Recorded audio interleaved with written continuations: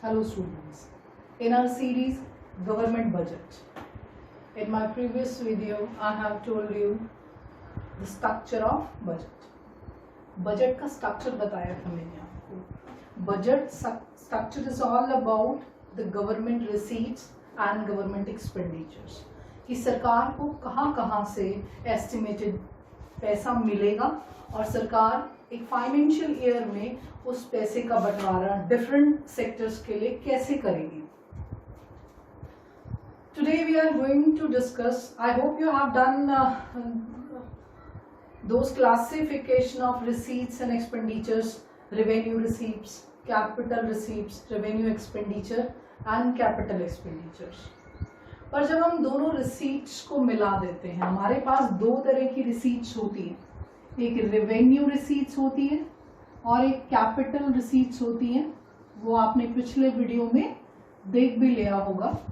ये दोनों रिसीट्स मिलाकर के हम कहते हैं टोटल रिसीट्स.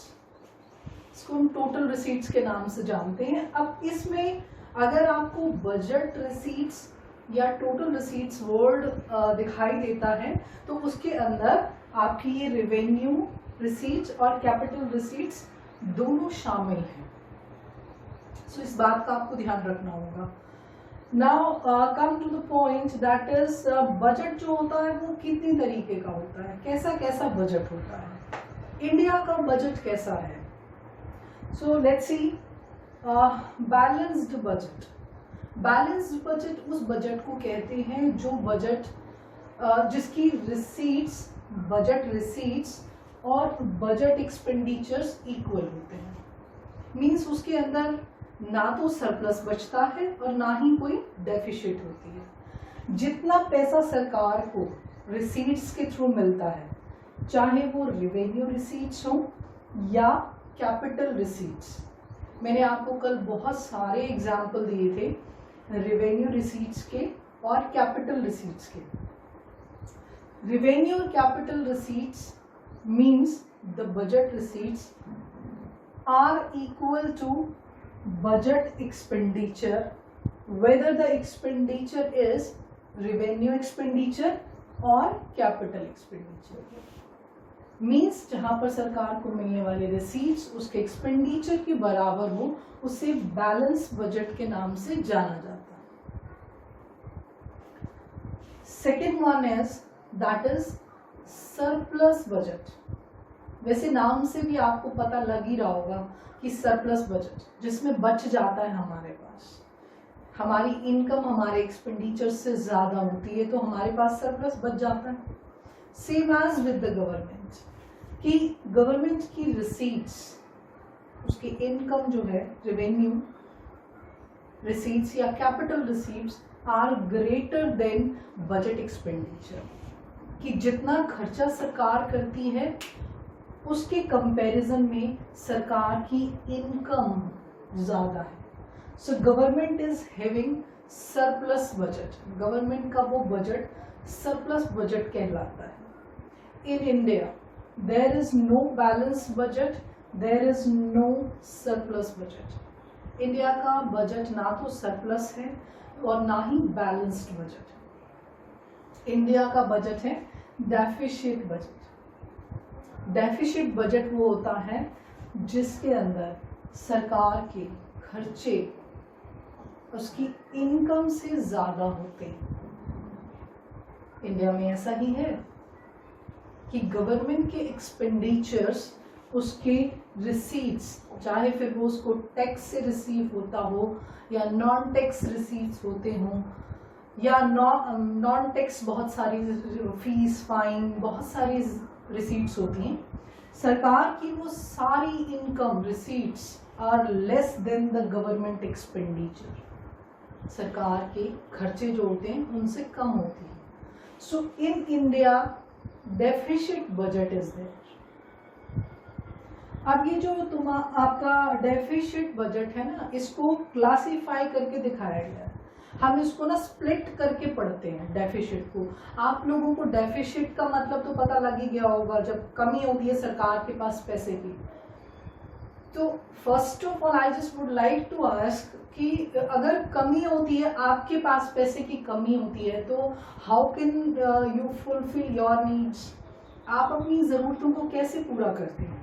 अगर आपको पैसे की ज़रूरत पड़ती है, आपके पास पैसा नहीं है, खर्चा ज़्यादा है, इनकम कम है, तो फिर आप क्या करते हैं? आपके पास दो ऑप्शन होते हैं, या तो आप अपनी इनकम को बढ़ाने की कोशिश कीजिए या अपने खर्चों को कट डाउन कीजिए। ये तो स्ट्रेट फॉरवर्ड है ऑप्शंस। और तीसरा ऑप्शन होता है आपके पास बोरोइंग्स, उधार, but it can create future liability to you, कि आपको फ्यूचर में वो पैसा पे करना है। सो गवर्नमेंट को भी ऐसा ही कुछ करना पड़ता है। Let's see. सो ये जो आपका डेफिसिट है ना, इसको थोड़ा स्प्लिट किया गया है।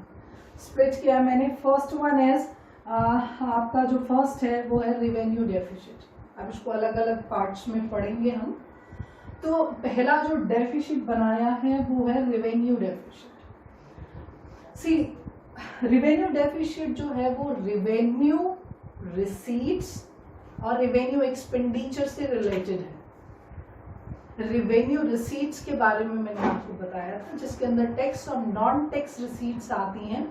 मींस जो रेगुलर नेचर के होते हैं वो रिसीट्स। तो यहाँ पर रेवेन्यू डेफिसिट के अंदर हम पढ़ रहे हैं revenue expenditures are greater than revenue receipts. This is the formula for. इसके लिए फॉर्मूला है कि रेवेन्यू एक्सपेंडिचर रेवेन्यू रिसीट से ज़्यादा है। रेवेन्यू एक्सपेंडिचर्स जो आपके होते हैं रेगुलर नेचर के होते हैं, जो गवर्नमेंट को रेगुलरली तौर पर करने पड़ते हैं, सब्सिडीज देनी पड़ती है, इंटरेस्ट पेमेंट करना पड़ता है। On the regular basis government are doing these expenditures. If you would like to take the meaning of these in the detail, see the previous video. आपको पिछला वीडियो देखना पड़ेगा, जिससे आपको पता लगेगा कि गवर्नमेंट एक्सपेंडिचर्स और रिसीट्स के एग्जाम्पल्स और क्या हो सकते हैं। सो हियर रेवेन्यू डेफिसिट वो डेफिसिट होती है जिसमें सिर्फ रेवेन्यू एक्सपेंडिचर्स रेवेन्यू रिसीट से ज़्यादा होते हैं। We are not including capital receipts and capital expenditure over. यहाँ पर इंक्लूड नहीं कर रहे हैं कैपिटल रिसीट्स को, कैपिटल एक्सपेंडिचर्स को, those which are related to the assets and liabilities of the government. Clear? Listen, few things, जैसे अभी अभी हमने बात की थी कि जब हमारे खर्चे हमारी इनकम से ज्यादा होते हैं तो कुछ ना कुछ तो करना ही पड़ता है to settle it down, otherwise हम खर्चे करेंगे कैसे? अगर आपके पास 50 रुपीज है और आप 80 रुपीज की कोई चीज खरीदना चाहते हैं तो व्हाट यू विल डू?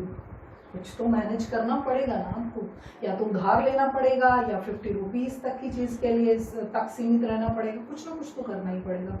सो क्या क्या किया जा सकता है आगे अगर ये खर्चे रिसीट से ज्यादा है जो इंडिया को करना पड़ता है? Cut down the expenditures. First option is कि एक्सपेंडिचर्स जो है उनको कट करना पड़ता है। गवर्नमेंट चाहे वो एक्सपेंडिचर्स वेलफेयर के लिए क्यों ना कर रही हो, चाहे वो एक्सपेंडिचर पब्लिक गुड्स के लिए क्यों ना कर रही हो, सब्सिडीज क्यों ना दे रही हो गवर्नमेंट। जैसे हमारा खादी उद्योग है वो 60% सब्सिडी पर चलता है। गवर्नमेंट अगर कोई खादी भंडार चलाना चाहता है तो गवर्नमेंट उसको 60% तक सब्सिडी देती है। तो इस तरीके के जो खर्चे होते हैं गवर्नमेंट को कट डाउन करने पड़ते हैं जब ये रेवेन्यू डेफिसिट जो है वो बढ़ने लगता है। उन दिए जाने वाले सब्सिडीज को, वेलफेयर प्रोग्राम्स पर लगाया जाने वाला पैसा, पब्लिक गुड्स पर लगाए जाने वाला पैसा, उनमें कटौती करना शुरू कर देती है गवर्नमेंट जब हमारा रेवेन्यू डेफिसिट एक अलार्मिंग स्टेज पर पहुंच जाता है। इसके अलावा दूसरा है आपका फंड्स थ्रू बोरोइंग्स। अब मैंने अभी भी आपको बताया कि आप अगर 80 रुपीज़ की कोई चीज़ खरीदना चाहते हैं और आपके पास 50 रुपीज़ हैं, सो आप कैसे उसको खरीदेंगे? तो आप 30 रुपीज़ जो है वो उधार भी कर सकते हैं। आप शॉपकीपर को कहते हैं कि मैं 30 रुपीज़ बाद में आके दे जाऊंगा, तो बाद में दे जाना मीन्स आपने 30 रुपीज़ का उधार किया, आपने बोरोइंग्स ली। सो गवर्नमेंट के पास भी ऑप्शन होता है कि ये जो खर्चा है ये ज़्यादा है, अगर हमारी इनकम से ज़्यादा है तो government can take borrowings. Government can take borrowings from the RBI, from the general public, from the rest of the world. Government के पास 3 ऑप्शन होते हैं कि गवर्नमेंट अपनी ये बोरोइंग्स जो है वो कहाँ से ले सकती है. All these things are written in your book. Try to read thoroughly. Book में ढंग से पढ़ने की कोशिश करना. इस सब लिखा हुआ है कि बोरोइंग्स गवर्नमेंट कहाँ से ले सकती है. Note it down all this things, underline those things in your book. Even सरकार उधार ले सकती है आरबीआई से, सरकार उधार ले सकती है जनरल पब्लिक से, सरकार उधार ले सकती है रेस्ट ऑफ द वर्ल्ड से, बाहर देशों से. So this can be the another option to deal with revenue deficit. इस रिवेन्यू डेफिसिट से डील करने का ये दूसरा तरीका है. Third one is raise fund by selling assets. The third thing is इस रिवेन्यू डेफिसिट के लिए, although it is not related to the assets and liability, but just to fulfill this deficit, government can sell the assets. Government can do the disinvestment. किसी company में government के shares हैं, government is withdrawing it's participation from that, अपने shares को बेच देती है, अपनी उस संपत्ति को, इन्वेस्टमेंट को बेच दिया है.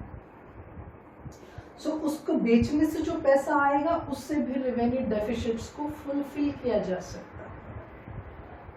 सी रेवेन्यू डेफिसिट का मीनिंग आपको पता होना चाहिए कि रेवेन्यू डेफिसिट क्या होते हैं. मेक श्योर कि आपको पता हो कि revenue deficits are related to revenue expenditures and revenue receipts only. यहाँ कैपिटल रिसीट्स और कैपिटल एक्सपेंडिचर के लिए कोई जगह नहीं. फाइन. उसके बाद आपको ये पता होना बहुत जरूरी है कि ये कैसे कैसे फुलफिल किए जा सकते हैं. Government can choose any of the option from these. कोई भी ऑप्शन चुन सकती है जो उस समय के सिचुएशन के अकॉर्डिंग गवर्नमेंट को ठीक लगता है. So this is one of the type of deficit. Now come to the second one. Second one is that is fiscal deficit. Fiscal deficit क्या होती है? Fiscal deficit, listen. जब गवर्नमेंट के टोटल एक्सपेंडिचर्स उसकी टोटल रिसीट से ज्यादा हो जाते हैं. भाई देखो, डेफिसिट है तो एक्सपेंडिचर्स तो ज्यादा होंगे ही होंगे, बट ऑब्वियस. बट ये एक्सपेंडिचर्स जो है वो टोटल एक्सपेंडिचर है, means revenue expenditure plus capital expenditure. Means this is the overall expenditure. You can से ये ओवरऑल एक्सपेंडिचर्स हैं जो ज्यादा होते हैं. टोटल रिसीट, जो टोटल रिसीट्स होती हैं, रेवेन्यू रिसीट्स, कैपिटल रिसीट्स, दोनों रिसीट्स को मिला करके ये रिसीट्स बनी है. टोटल एक्सपेंडिचर, रेवेन्यू और कैपिटल दोनों एक्सपेंडिचर्स को मिला के बना है. मतलब ये तो पूरे देश का ओवरऑल हिसाब किताब हो गया, isn't it? हाँ, ऑफ कोर्स. टोटल एक्सपेंडिचर्स जहां टोटल रिसीट से ज्यादा होते हैं उसको हम फिस्कल डेफिसिट के नाम से जानते हैं.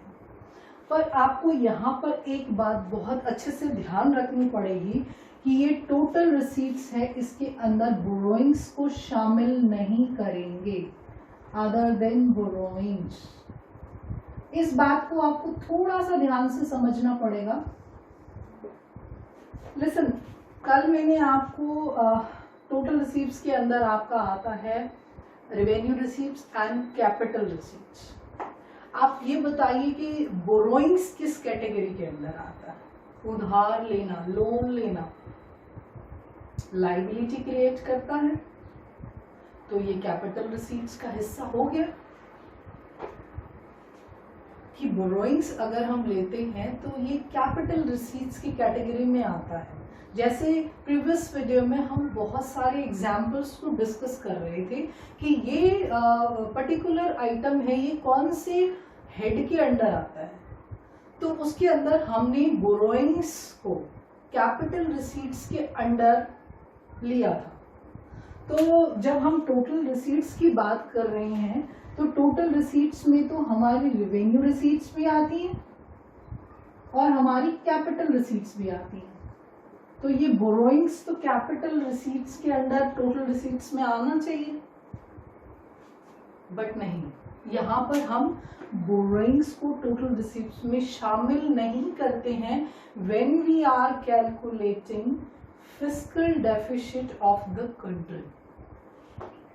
जब देश का फिस्कल डेफिसिट जो है वो कैलकुलेट किया जाता है तो टोटल एक्सपेंडिचर लेते हैं, रेवेन्यू और कैपिटल, इनके अंदर जो भी आइटम आते हैं सबको लेंगे।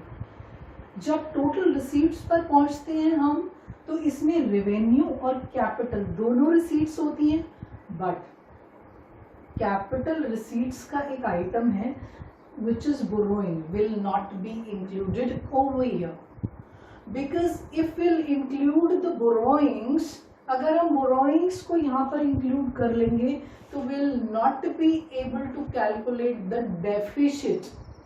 उधार तो कितने का भी लिया जा सकता है, फिर जितनी कमी हो उतना उधार ले लो। so how will be able to find out our fiscal deficit? fiscal deficit को सही तरीके से जानने के लिए ये बहुत ज़रूरी होता है कि जब हम कैपिटल रिसीट्स ले रहे हैं तो बाकी किसी भी आइटम को ले सकते हैं, सिर्फ बोरोइंग्स को इंक्लूड नहीं किया जा सकता। इस चीज़ का आपको ध्यान रखना पड़ेगा। सो जब आप ये फॉर्मूला लिख रहे होते हैं so you have to write particularly that the capital receipts but other than borrowings. Now what are the implications of over here कि भाई क्या क्या implications आते हैं जब ये fiscal deficit हो जाता है कंट्री के अंदर। तो the first one is inflationary spiral। fiscal deficit अगर होता है, जैसे कि India is facing the fiscal deficit, India जो है वो fiscal deficit को फेस कर रहा है, तो inflationary spiral क्या होता है? इन्फ्लेशनरी स्पाइरल, इन्फ्लेशंस, कीमतों का बढ़ना, कीमत बढ़ती जाती है। तो कैसे बढ़ती जाती है? क्योंकि जब फिस्कल डेफिसिट होता है so government is taking loans, borrowings. कहाँ से ले सकती है? From the RBI, from the general public, और you can say the rest of the world. तीनों तरह की बोरोइंग्स से इकोनॉमी में मनी सप्लाई इंक्रीज होता है, मनी सप्लाई इंक्रीज होता है, और मनी सप्लाई इंक्रीज होने की वजह से the demand of the goods services will be increased and the prices will be increased. Prices जो है वो इंक्रीज हो जाते हैं, तो हमारी इकोनॉमी एक इन्फ्लेशनरी स्पाइरल में फंस जाती है। प्राइसेस के इंक्रीज होने पर कॉस्ट ऑफ रॉ मटेरियल बढ़ता है और उसकी वजह से फिर दोबारा से प्राइसेस बढ़ जाते हैं। I am repeating, listen to me carefully कि फिस्कल डेफिसिट बढ़ने पर इन्फ्लेशनरी स्पाइरल कैसे आता है। जब फिस्कल डेफिसिट होता है तो हमारा ये जो इन्फ्लेशन है ये कैसे बढ़ता है? फिस्कल डेफिसिट होने की वजह से सरकार ने बोरोइंग्स लिया, जिससे इकोनॉमी के अंदर मनी सप्लाई बढ़ जाती है। Money supply increase, money supply increase होने की वजह से डिमांड बढ़ना शुरू हो जाती है। More demand in the economy. Demand बढ़ने की वजह से प्राइस राइज होता है, जिससे इकोनॉमी के अंदर इन्फ्लेशन बढ़ता है। Now next one is that is national debts. National debts क्या होता है? नेशनल डेट्स राष्ट्रीय हमारा उधार जो हमारी इकोनॉमी लेती है, if will in the deficit the government can take loan from rest of the world even, so it will give the future burden to the new generation. हमारी नई जनरेशन जो होती है उसके ऊपर बर्डन जो है वो बढ़ जाता है वो आने वाले टाइम में, क्योंकि फ्यूचर में उसको हमें वापस करना है, तो कमिंग जनरेशन फ्यूचर जनरेशन के ऊपर ये एक बर्डन क्रिएट करता है अगर किसी कंट्री में कॉन्टिन्यूसली फिस्कल डेफिसिट बना रहता है तो। Now the next one is that is vicious circle of the high fiscal deficit and low GDP. इसको थोड़ा सा ध्यान से समझना पड़ेगा, मैं इसको समझाती हूँ आपको।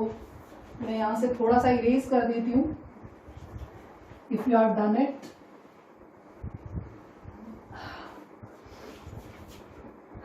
देखिए, vicious cycle of the high fiscal deficit. High fiscal deficit, high fiscal deficit मतलब हमारा जो एक्सपेंडिचर है वो ज्यादा है और हमारी इनकम जो है वो कम है। सो अगर हमारा एक्सपेंडिचर ऑलरेडी ज्यादा है तो government will cut down the investment expenditure. Suppose government उसे ना सेटल करने की कोशिश कर रही है, तो सेटल करने की कोशिश में क्या किया उसने, इन्वेस्टमेंट एक्सपेंडिचर को लो कर दिया, मतलब कम कर दिया, डिक्रीज कर दिया, फाइन। और दूसरा उसने किया, टैक्स रेज किया, इनकम बढ़ाने के लिए टैक्स रेज कर दिया, बढ़ा दिया। टैक्स रेज करने की वजह से डिस्पोजेबल इनकम कम हो गई है लोगों की, डिस्पोजेबल इनकम रिड्यूस,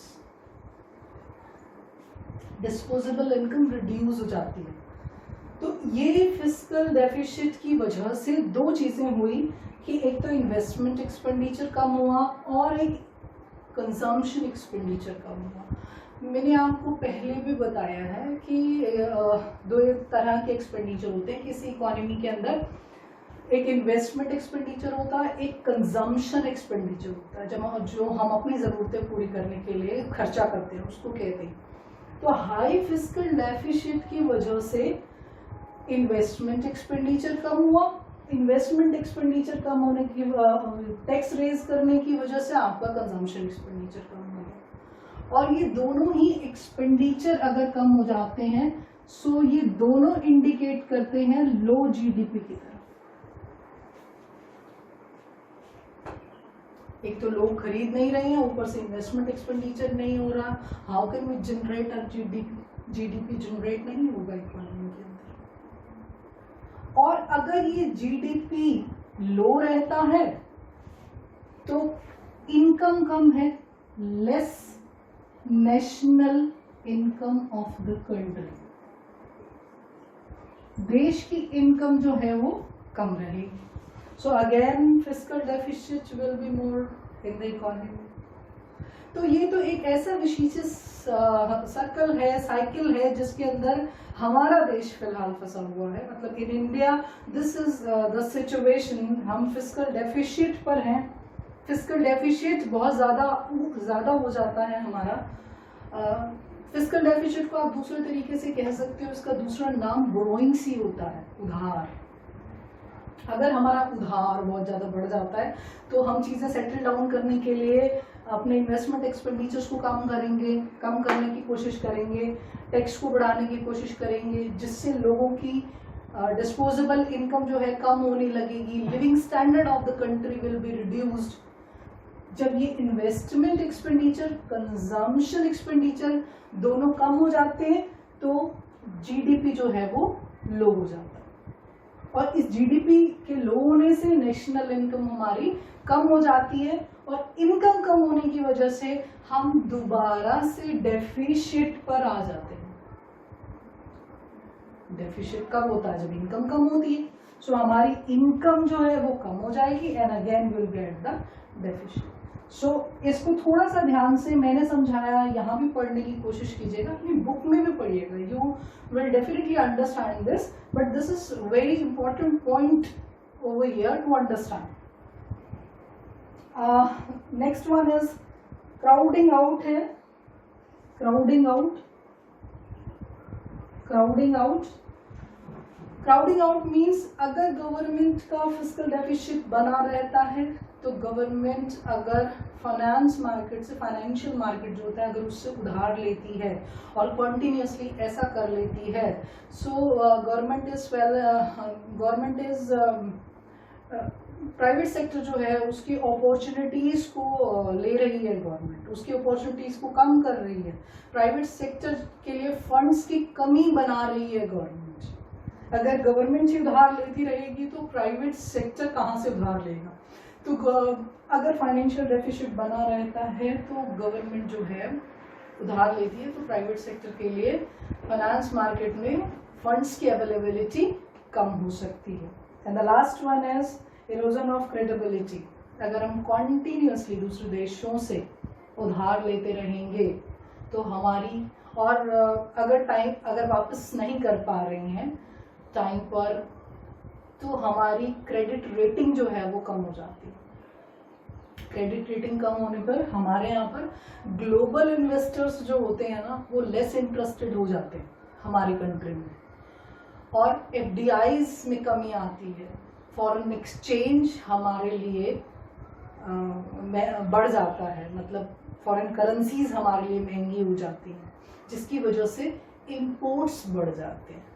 तो आप एक बार फिर से बता रही हूँ, इरोजन ऑफ क्रेडिबिलिटी का मतलब है कि अगर हम कॉन्टिन्यूसली उधार ले रहे हैं तो क्रेडिट रेटिंग बढ़ने की वजह से ग्लोबल इन्वेस्टर्स बैकआउट करते हैं, फॉरेन एक्सचेंज बढ़ने की वजह से हमारे लिए इंपोर्ट्स जो है वो महंगे हो जाते हैं, एफडीआईज कम होते हैं।